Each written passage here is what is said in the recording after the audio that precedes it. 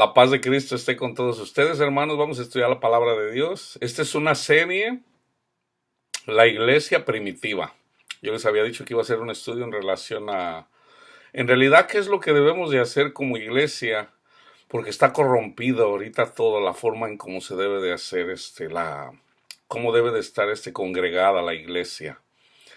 Vamos a comenzar ya una vez que creemos al Evangelio y que estamos siendo bautizados en Cristo a través de la palabra de Dios.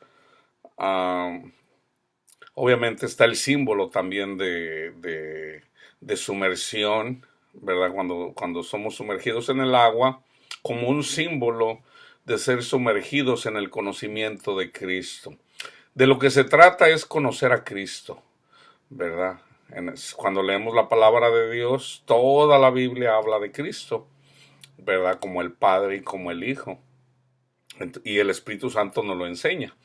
Entonces, vamos a ver qué es lo que en realidad la iglesia debe de hacer para mantenerlos a lo que Cristo enseñó y no a lo que enseñan los hombres, ¿verdad? Las intenciones son buenas, las congregaciones que hay se hacen en el nombre de Cristo, pero tenemos que regresar a la base, lo que Cristo fundó, ¿verdad? No voy a ser yo quien se los diga, va a ser la palabra de Dios, porque está escrito, ¿verdad? Vamos primeramente al libro de los Hechos.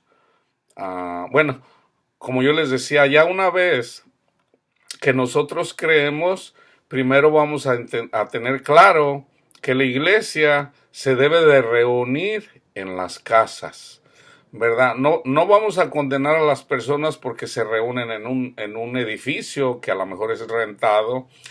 La razón por la que no debe de ser en un edificio rentado es porque en un edificio se puede rentar, pero muchas veces más bien se paga ese edificio y muchas personas se pelean por el edificio. ¿Por qué? Porque eso está de alguna forma, es como un negocio. Muchas personas ya lo toman como un negocio, ¿verdad? Aunque el pastor lo puede hacer con buenas intenciones y nunca tratar de estar robando. Muchas veces el pastor muere y ya la persona que llega y está a cargo lo mira como un negocio. Y la iglesia no es un negocio para que unas personas se estén enriqueciendo, ¿verdad? Mucha gente está pecando precisamente por eso, ¿verdad? Porque la iglesia no es un negocio.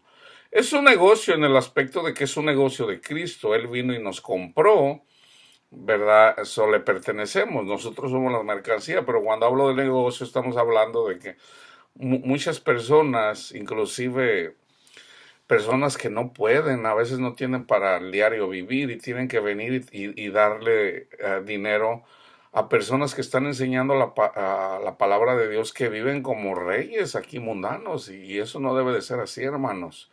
¿Verdad? La gente lo sabe, ¿verdad? Pero mucha gente está confundida. Entonces vamos a la base de lo que en realidad Cristo enseñó. Y yo quiero comenzar con Juan 4:19, 4:19 al 24.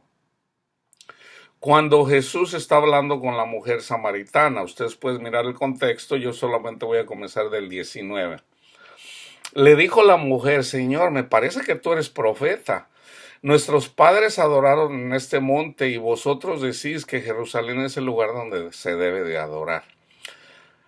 Jesús le dijo: Mujer, créeme que la hora viene cuando ni en este monte ni en Jerusalén, ni en este monte ni en Jerusalén, en el templo, adoraréis al Padre. Vosotros adoráis lo que no sabes. Nosotros adoramos lo que sabemos, porque la salvación viene de los judíos. Mas la hora viene y ahora es cuando los verdaderos adoradores adorarán al Padre en espíritu y en verdad. Porque también el Padre tales adoradores busca que le adoren. Dios es espíritu y los que le adoran en espíritu y en verdad es necesario que adoren. Ahora, vamos a ver cómo el apóstol Pablo Déjame seguir continuando con Juan. Juan 2, 19 al 21. Respondiendo Jesús les dijo, destruid este templo, el que habían reconstruido por 46 años en el tiempo que Herodes lo reconstruyó. Respondió Jesús y les dijo, destruid este templo y en 3 días lo levantaré. Dijeron luego los judíos, en 46 años fue edificado este templo y tú en 3 días lo levantarás. Mas él, Cristo, hablaba del templo de su cuerpo. Ahorita voy a regresar a esto, del templo de su cuerpo, que está bien explicado por Pablo en 1 Corintios 12. Ahora, Pablo, el apóstol Pablo, también menciona en relación cómo ahorita lo que se está haciendo contradice la palabra de Dios.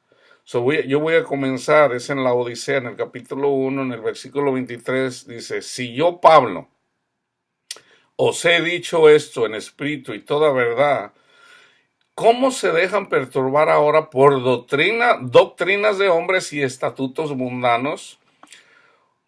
Aquí habla de varias cosas. Voy a terminar con el versículo, pero bueno, yo quiero que miren el contexto.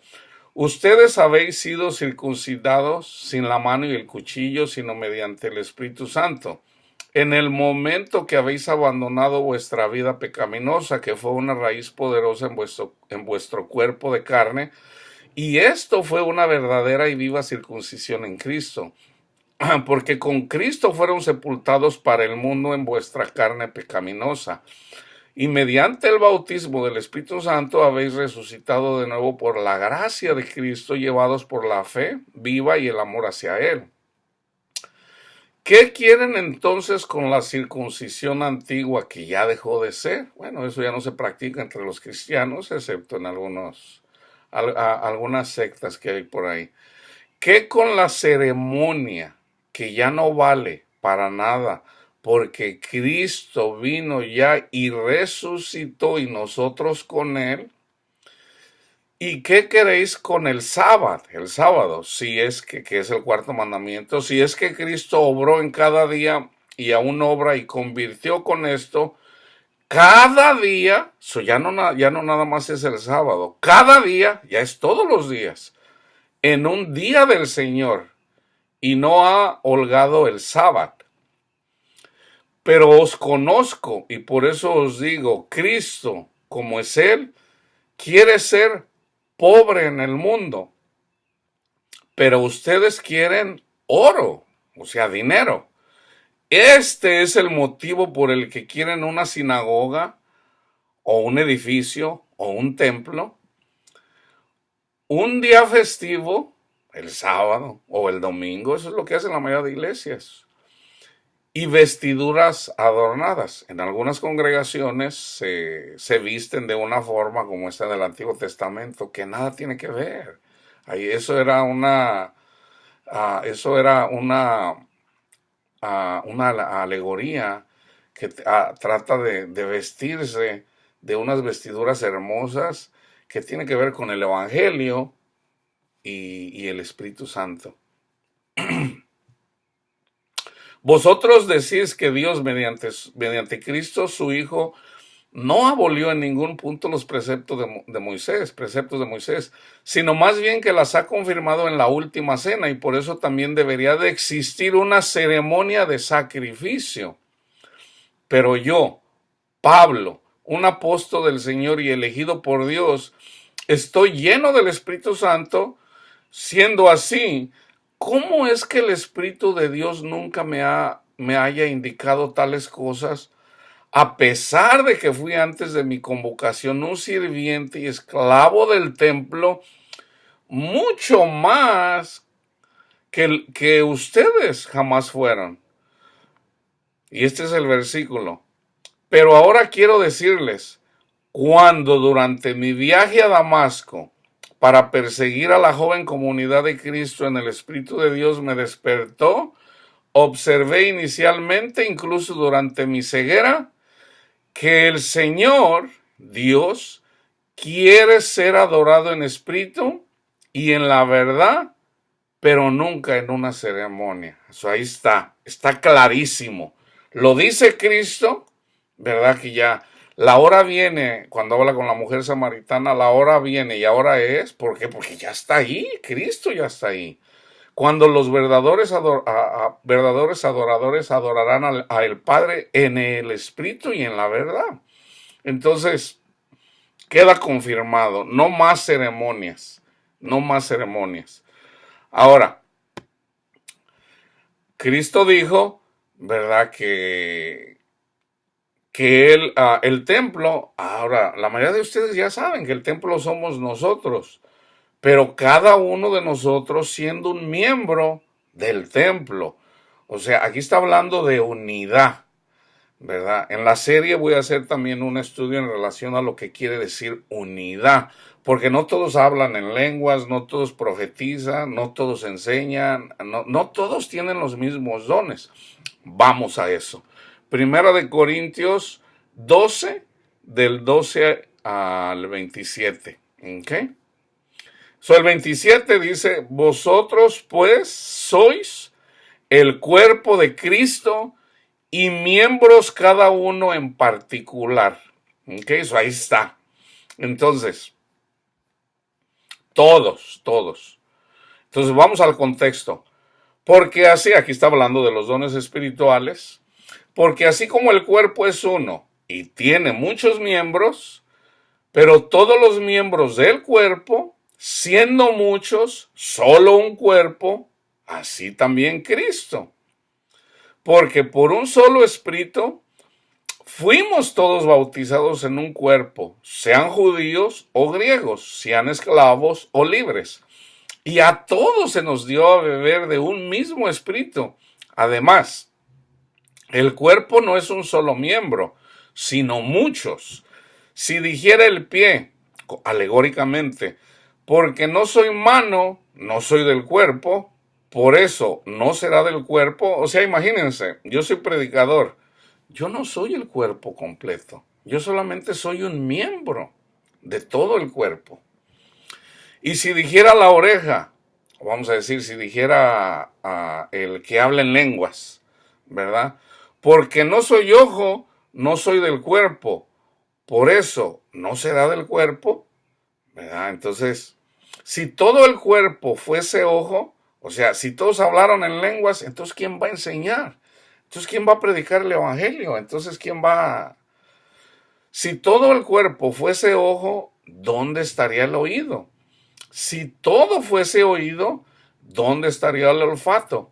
Mas ahora, Dios ha colocado los miembros, cada uno de ellos en el cuerpo, como Él quiso. Porque si todos fueran un solo miembro, ¿dónde estaría el cuerpo? Pero ahora son muchos los miembros, pero el cuerpo es uno solo. Ni el ojo puede decir a la mano, no te necesito, ni tampoco la cabeza a los pies, no tengo necesidad de ustedes o de vosotros. Antes bien, los miembros del cuerpo que parecen más débiles son los más necesarios. Y aquellos del cuerpo que nos parecen menos dignos, a estos vestimos más dignamente. Y los que nosotros son menos decorosos, se trata con más decoro. Porque los que en nosotros son más decorosos, no tienen necesidad. O sea, una persona que tiene muchos dones espirituales, obviamente ya Dios lo está enalteciendo, ¿verdad? Entonces no son los que necesariamente más se les debe de dar la honra, sino más bien a los otros. Porque los que nosotros son más decorosos, por ejemplo, el que tiene los dones de sanidad, no tiene necesidad, pero Dios ordenó el cuerpo, dando más abundante honor al que le faltaba, para que no haya desaveniencia en el cuerpo. Por ejemplo, una persona tiene, vamos a decir, es muy fluyente en la forma de hablar, ¿verdad? Entonces, ¿qué hace Dios? Escoge tal vez al que peor habla, o sea, no se sabe expresar, entonces dice, ok, yo le quiero dar a esta persona, así como a Moisés. Moisés tenía de repente un problema, no era tartamudo, Moisés en realidad, su lengua, él no hablaba bien, él tenía problemas para hablar bien, pero sin embargo Dios le dijo, ok, ve y da el mensaje, y él dijo, Señor, pues yo no, dice, ok, eso se lo dio a su hermano Aarón. Entonces, Dios da como Él quiere, o sea, Dios no le va a dar a uno y luego le va a dar más y luego le va a dar, no, Dios da como Él quiere. Entonces, si las personas están trabajando los dones, ¿verdad? Entonces le da más. ¿Pero por qué? Porque hay unos que les da y no hacen nada con los dones, ¿verdad? Pobre, pobre de nosotros si dejamos de hacer lo que Dios nos dijo. Para que no haya desavenencia en el cuerpo, sino que los miembros todos se preocupen los unos por los otros. Fíjense, nos preocupemos los unos por los otros. De manera que si un miembro padece, todos los miembros se duelen con él. ¿Qué hace muchas veces la iglesia? Ándele para que se le quite. Y no, hermanos, no debe de ser así. ¿Qué hace la iglesia? Muchas veces condenar al hermano. O sea, ya Satanás está ahí duro y duro condenando a la gente. Y viene la iglesia, eso te pasa, ¿verdad? Porque eres muy orgulloso. Y no, no debe de ser así, hermanos. Todos tendemos a eso porque todos somos carnales. Entonces, si en la medida que nosotros somos espirituales, el amor de Dios debe de abundar y sobre todo para con nuestros hermanos. De manera que si un miembro padece, todos los miembros se duelen con él. Y si un miembro recibe honra, todos los miembros con él se gozan. ¿Qué pasa muchas veces? Ese se cree mucho porque no debe de ser así, hermanos. O sea, cada persona si le da, oye, hermano, que tú hablas en lenguas, bendito Dios, ore por mí, hermano, para que el Señor, ¿verdad? A lo mejor tú no entiendes lo que dices, pero tú ora por mí. Yo tengo necesidad que tú ores por mí, ¿verdad? Entonces yo también oro para esa persona. Oye, el Señor dice esto, fíjate, pídele al Señor para que te enseñe, para ver qué es lo que estás diciendo. Entonces yo también, Padre mío, enséñele, Padre Santo, a esta persona para que tenga el conocimiento de lo que está diciendo. Y Dios lo hace, ¿verdad? Entonces si una persona está padeciendo, vamos a orar uno por los otros. Si está llorando, hermano, estamos con usted, o estamos con ustedes, ¿verdad? Bendito y pedir. Si esa persona está alegre, alegrarnos con él o con ella, ¿verdad? Así es como, eso es lo que da el ejemplo a el mundo, ¿verdad? Entonces, ahora, las reuniones, ¿dónde son? Las reuniones son en las casas, y aquí van los Hechos 5:42. Y todos los días, o ya quedó acerca lo del templo. Ya una vez que clarifiqué acerca del templo, acuérdense, Jesús, el templo todavía no era destruido cuando aquí está predicando, en este caso, Pedro, Pablo, los apóstoles. Ellos iban y predicaban en el templo. ¿Por qué? Porque todavía no lo destruían. Pero ya el templo, ellos sabían que ellos eran el templo, entonces ellos iban. Y donde hay gente, donde hay personas buscando de Dios, iban y predicaban. Pero sobre todo se predicaba también en las casas. Hechos 5:42. Y todos los días en el templo y por las casas no cesaban de enseñar y predicar a Jesucristo, o sea, el Evangelio. ¿Verdad? Que tiene que ver, vamos a decir, yo siempre les digo, donde se predica a Cristo, ahí está Dios, ¿verdad? Hay cosas que se están haciendo mal, pero hay unas que se están haciendo bien. ¿Por qué? Porque se está predicando la palabra de Dios. Entonces vamos a enseñarle a la gente, mira, en realidad tú ya has aprendido de la palabra. Por ejemplo, vamos a un ejemplo claro. Yo crecí en la iglesia católica. Yo aprendí la palabra de Dios en la iglesia católica. Ahí fue sembrada la semilla en mi corazón. Cristo en mi corazón. Entonces, yo vine a entender conocimiento a través de la iglesia evangélica. Pero acuérdense lo que dijo Pablo. Y yo les digo así, la iglesia católica sembró y la iglesia evangélica cosechó. Entonces, ¿cómo nosotros vamos a condenar a los católicos, a los testigos de Jehová, al que sea? No, donde se lee la palabra de Dios, ahí está Dios. Ahora, el conocimiento lo da Dios. Entonces, poco a poco se va llegando al conocimiento de Dios. Yo entiendo el Evangelio, yo lo conozco, lo enseño, pero hay todavía cosas que yo no entiendo de la palabra de Dios, pero digo, bueno, poco a poco, ¿verdad?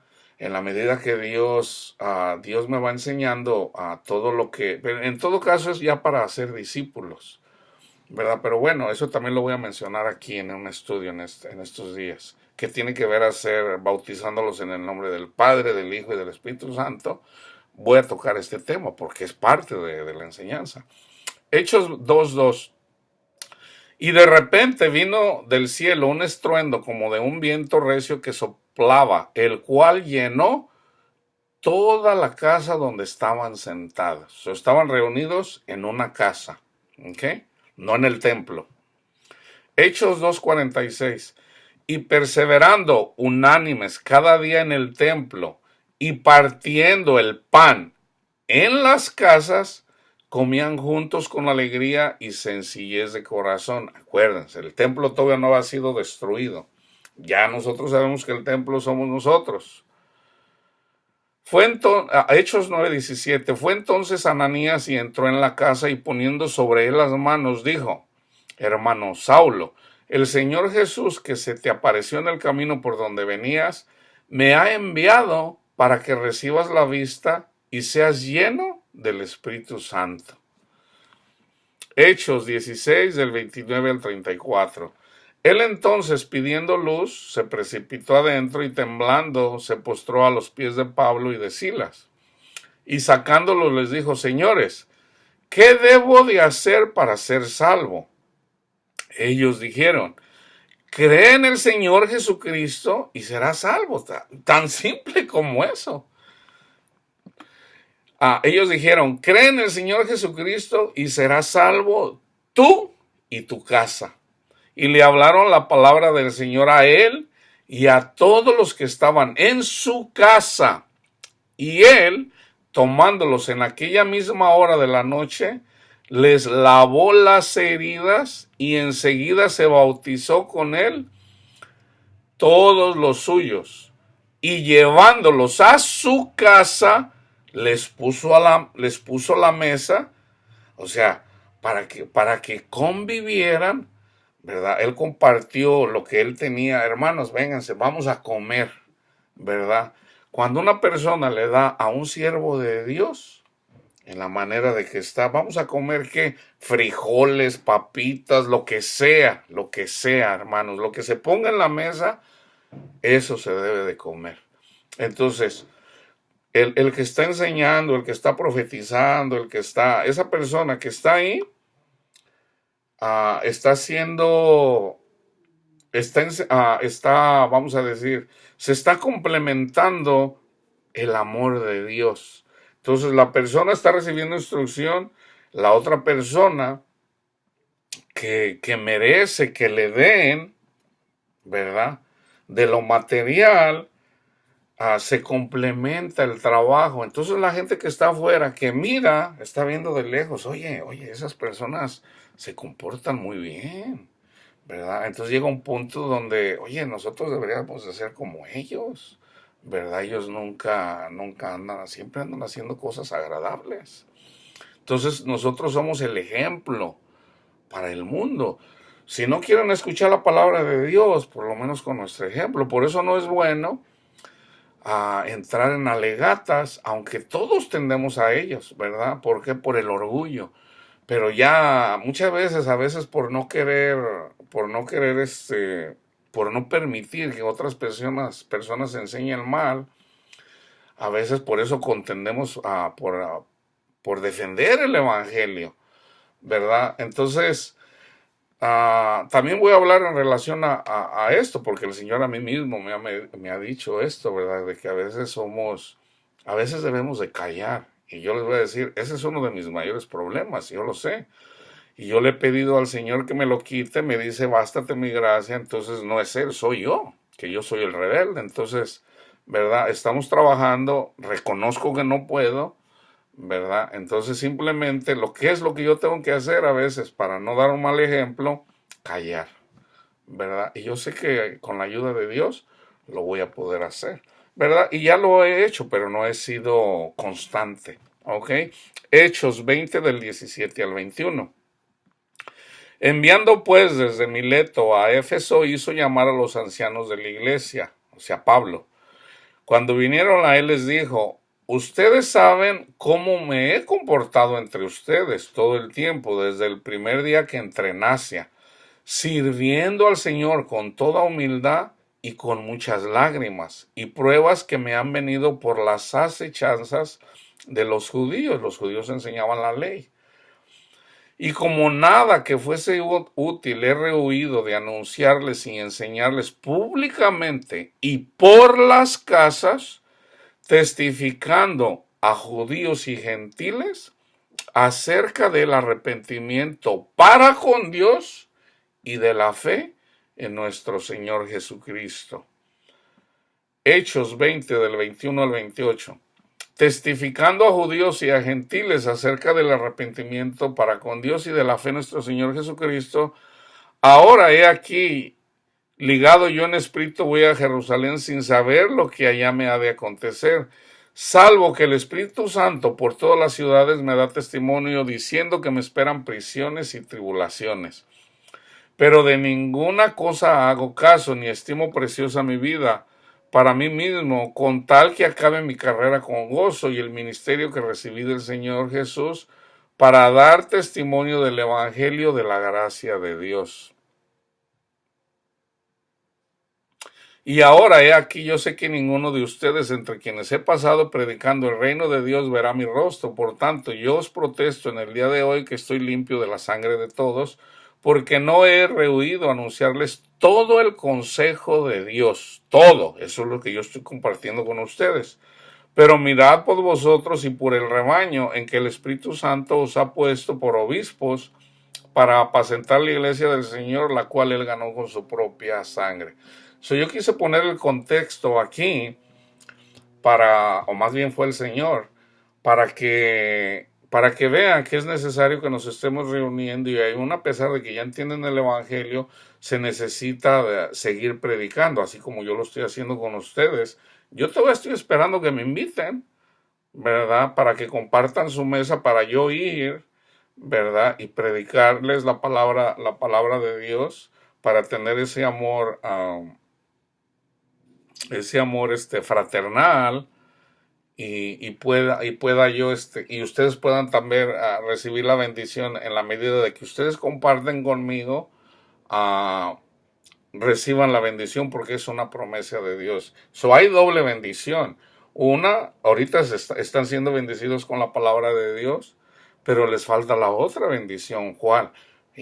No me han invitado, yo todavía estoy esperando que me inviten, entonces yo no les voy a rogar, ¿verdad? Es el Señor el que les dice, entonces ustedes deben de invitarme a compartir la palabra de Dios para que esté el amor fraternal y puedan recibir esa bendición, así como yo también recibiré esa bendición de comer, porque dice no le pondrás bozal al buey que trilla, que soy yo, ¿verdad? Entonces, porque yo soy dueño, no, perdón, yo merezco recibir porque es mi salario, ¿verdad? Pero acuérdense, sobre todo a mí me interesa más que reciban ustedes la bendición.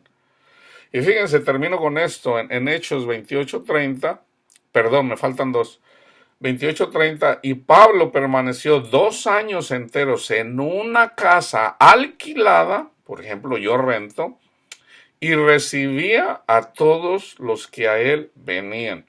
Ustedes son bienvenidos, ¿verdad? Quieren a través del Messenger, si ustedes quieren, o a través de un email, quieren venir a mi casa, ¿verdad? Yo los recibo, ¿verdad? Ya sea para convivir o para... Mi lugar es pequeño, pero bueno, o sea, de una forma o de otra nos podemos, aquí cabemos varias personas.